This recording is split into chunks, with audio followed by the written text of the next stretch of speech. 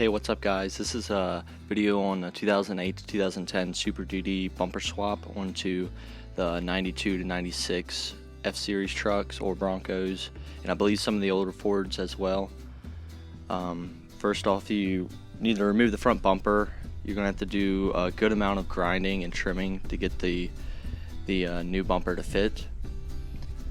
I got this one. I got it used locally. I mean, you can buy painted, chrome, new, used, whatever you want.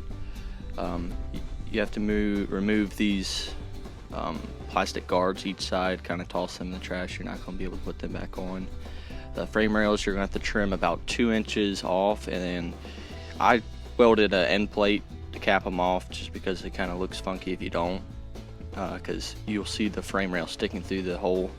And I used the brackets, the factory brackets off the Super Duty bumper, and welded my F-150 brackets onto them.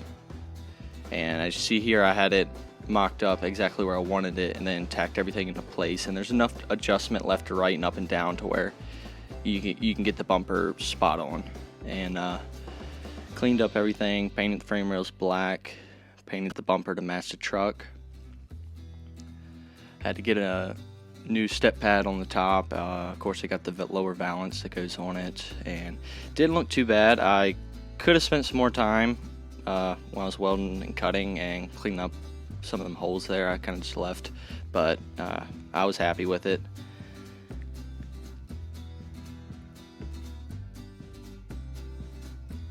One issue you could run into is depending what tire size and what kind of lift you have, when you're turning, you might have to trim the inside corner of the bumper. Also welded on the D-ring clevis hooks on the front, and put in the factory fog lights. Since I used the factory bumper brackets, they bolted right in, and put a light bar in the center, and then on-off one toggle switch right underneath the steering wheel.